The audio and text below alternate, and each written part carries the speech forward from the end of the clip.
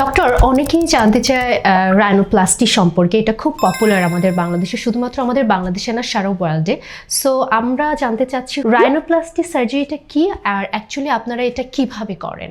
Rhinoplasty এটা cosmetic সার্জারির একটা কমন প্রসিজার, যেটা দিয়ে আমরা নাকের সৌন্দর্যটা বৃদ্ধি করি।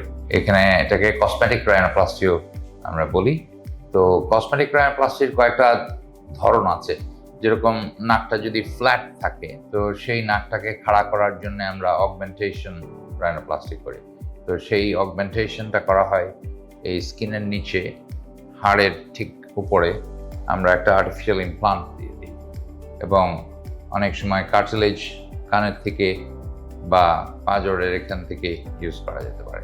আর অনেক সময় টিপটা ব্রড থাকলে দেখতে ভালো লাগে না, তো টিপটা রিডিফাইন করা যায়, শার্প করা যায়, সেটাকে আমরা টিপ প্লাস্টি বলি, অথবা টিপ রাইনোপ্লাস্টি বলা হয়।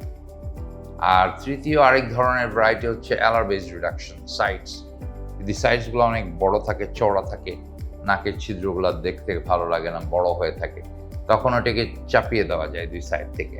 তো সেখানে আমরা অ্যালার বেস রিডাকশন করে দিই। এবং কিছু কিছু পেশেন্ট আছে যে তিনটা জিনিস একসাথেই করে দিতে হচ্ছে। দ্যাট ইজ ডরসাল অগমেন্টেশন করতে হচ্ছে নাকটা খাড়া করার জন্যে, টিপটা রিফাইন করছি বাই টিপ প্লাস্টি, এবং সাইডসগুলোও চাপিয়ে দিচ্ছি বাই অ্যালার বেস রিডাকশন। তো এই ধরনের কম্বিনেশন রাইনোপ্লাস্টি বেশিরভাগ সময়ই আমাদের করতে হয়। তবে ভালো কথা হচ্ছে যে এই রাইনোপ্লাস্টিগুলো আমরা সব লোকাল অ্যানেস্থেসিয়া দিয়ে করি। দ্যাট ইজ পেশেন্টদের ভর্তি থাকার দরকার হয় না, পুরো অজ্ঞান হওয়ার দরকার হয় না। শুধু একটা ড্রেসিং থাকে 2-3 দিনের জন্য, তারপরে এসে ওই ড্রেসিংটা বদলে যায়।